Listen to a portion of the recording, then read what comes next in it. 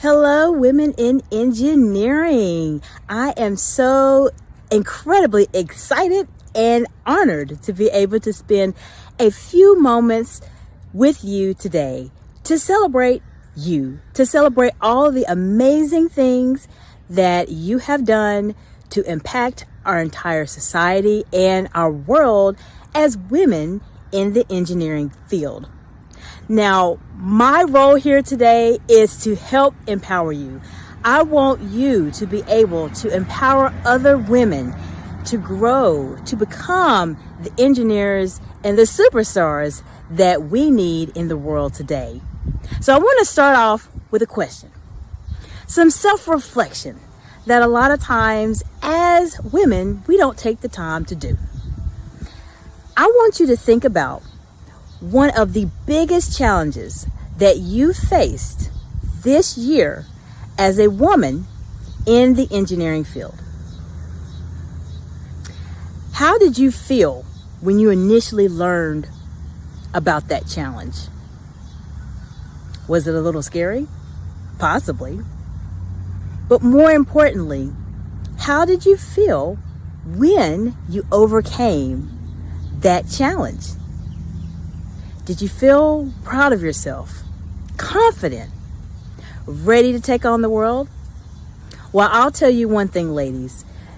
We, as women, need to spend more of our time reflecting on ourselves, our successes, the things that we have done to overcome obstacles so that we can empower others.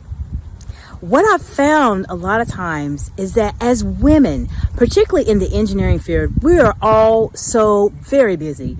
We're doing a million different things at one time. And so when we go through our challenges, oftentimes we feel alone.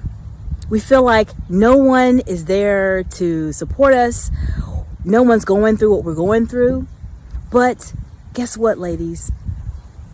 A lot of us are going through the same challenges that you have went to in your specific role. And so in order for us to be able to help others and empower them, we have to help ourselves first.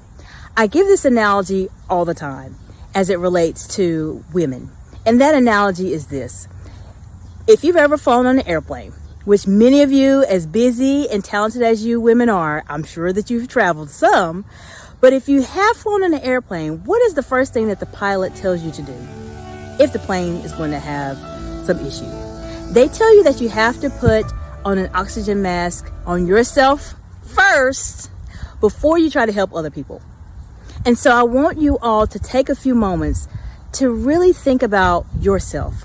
Think about those challenges that you faced, that you overcame, and how you can help other women learn from your challenges to help build them up and help them empower others. Now, when you think about women in engineering, there are some amazing things that women in engineering have done. Think about since the 1800s, how far women just professionally have came.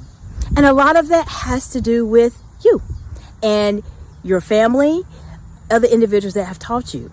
I mean, in the engineering field, women have been able to create rear view mirrors, dishwashers, all kinds of other technological advancements, calculators, computers, amazing things that women have done. And so there is something, if we just take a moment and really think about it, there is something bigger happening to us as women. We are rising to different roles. We are rising to the occasion. We are rising as a collective group to better humanity and better ourselves. So as you go through your journeys, and celebrate yourselves as women in engineering, I want you to remember two things. The first thing I want you to remember is think about your successes and how you can help others. The second is I want you to remember this is bigger than you and I. This is a generational movement that we have, and we are responsible for helping all women elevate themselves. Congratulations.